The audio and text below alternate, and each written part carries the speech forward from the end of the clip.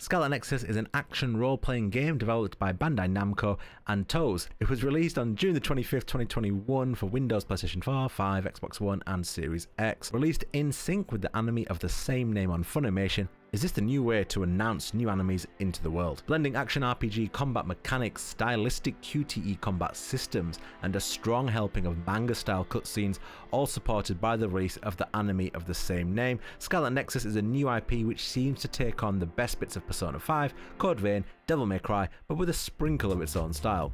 Can it be an IP to bank on for Bandai Namco in the future, or will it disappear and end up in the discount bin after one season? Let's find out by getting lost in the world of Scarlet Nexus.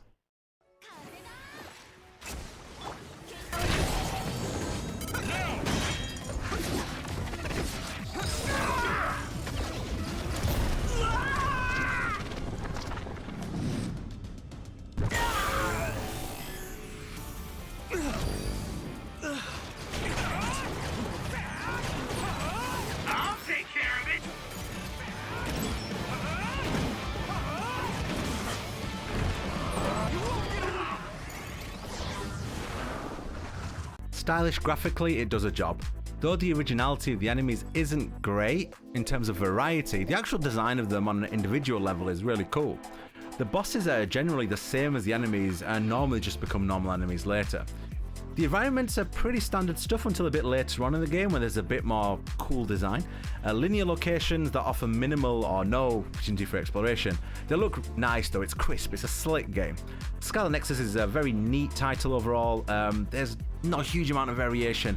The majority of the missions are just in like cities or dilapidated sewers or just the standard fare really. The overall presentation is super smooth, great representation of an anime in video game format. The audio aspect is a real mishmash, from awful repetitive techno droning to pretty amazing hype music. It's hit and miss in large parts, nothing massively that stood out apart from one or two levels, but definitely one or two levels that absolutely made my ears bleed.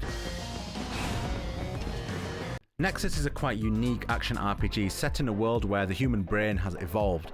Most people are hooked up to a kind of brain network, like if you could access the internet inside of your own head. So these people who have these powers can basically move objects or use elements with their powers through their brain powers. Basically, it's kind of like having X-Men with all different style of powers. Okay, so the story itself, for the most part, it's intriguing and stays very true to your standard anime roots when it comes to storytelling. With an overbearing governmental body with shady beginnings, characters doubting their decision makers, plot twists and mature themes about authority, environmentalism, governance versus freedom, it does work on a kind of broader scale. The bonding episodes advance each character nicely, but they're not forced on the player, but a bit more on those later because they kind of are forced. One thing I do need to say though about this game, and this needs to be very, very clear, the story takes up a significant amount of screen time. I'm going to Anyang's soccer award ceremony and... Oh no.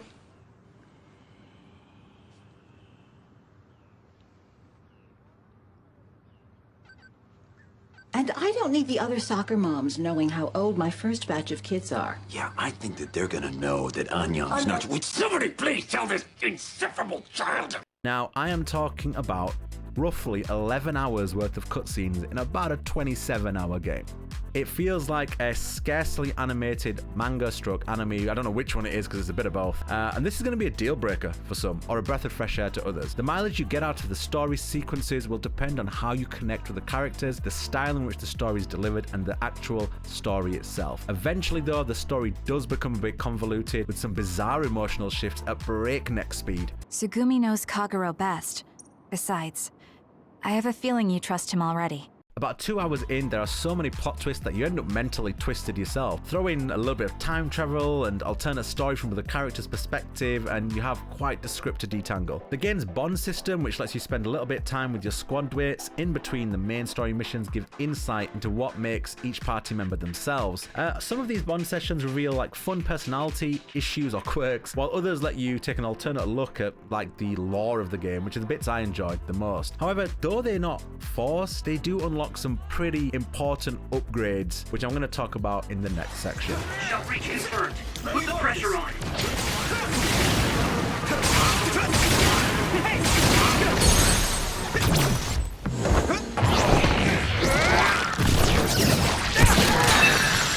Now Your opinion on the flow of the game is going to depend on where you stand on 11 hours of cutscenes. The flow of the game is either stunted or accentuated by the myriad of cutscenes, and that is going to be a thing about complete personal taste. Still, combat is fun enough for the most part, and to be fair, in Scarlet Nexus, smacking weird monsters with huge slabs of concrete does feel good. On PlayStation 5, the game does utilize the haptic feedback to deliver really nice rumbling effects, and it does feel very natural. And the use of the L2 and R2 triggers in QTE moments is excellent. It's nicely executed and gives encounters kind of more interactive feel than what it actually is. The flow of the game involves a story mission followed by hanging out in your hideout, where you can partake in the aforementioned Bond episodes. The Bond episodes are, for the most part, talking to your friends and for some odd reason also your enemies at a bar in the hideout and finding out whether they may or may not have feelings for you in that kind of way, or maybe not that kind of way. You are incentivized to do these Bond episodes as they unlock very, very useful perks for combat that add a touch more variety to proceedings. The issue here though is that this is locked behind many hours of gameplay and cutscenes. I'd say the combat really opens up after about 20 hours of gameplay. If you're rushing, maybe 15 hours of gameplay, and that is where things begin to just get a little bit better. If I was Bandai Namco, I'd have let a lot more of the fun aspects of that chart map or whatever, brain map or whatever you call it, get unlocked earlier, allowing more combat to flow more freely early on. When running through these linear levels, you will pick up items from enemies that can be exchanged for upgrades or gifts to increase your bonds with certain characters, or you can just straight up upgrade your weapon. It's not complex. If something has a higher attack, you equip it. Throw in a ton of cutscenes expanding on the story every 5 minutes and the combat system, and you have a pretty solid idea of what the game is going to be like over the full length of the game. On a surface level and just beyond, combat in Scarlet Nexus is unique and satisfying.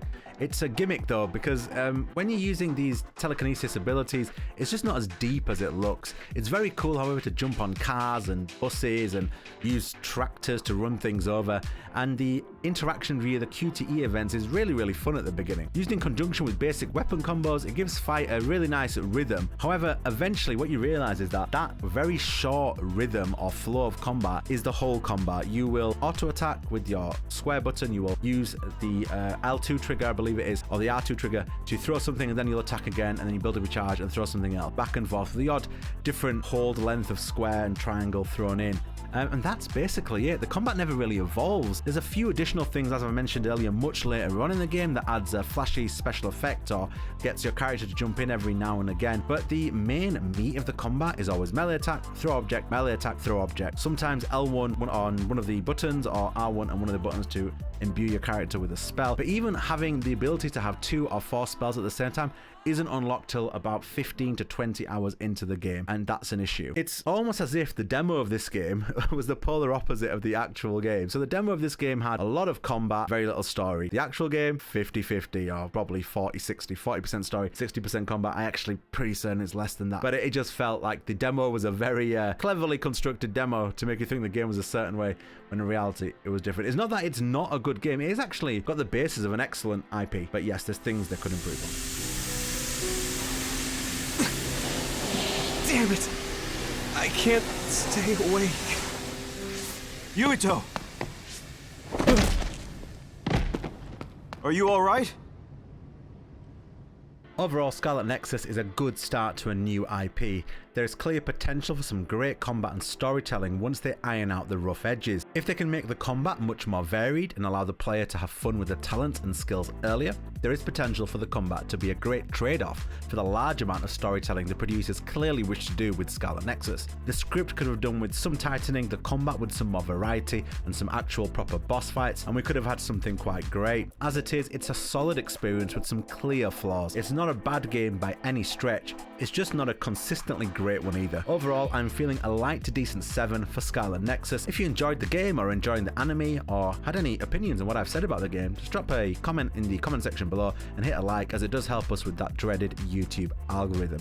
Thank you very much, stick around, because right now I am playing through Final Fantasy VII Integrate on the PlayStation 5, live on Twitch, reviewing it as we go along, and that will be my next review. Other than that, I'm seriously hyped for the new Ghost of Tsushima DLC, which I'll be playing as well on Twitch and reviewing here.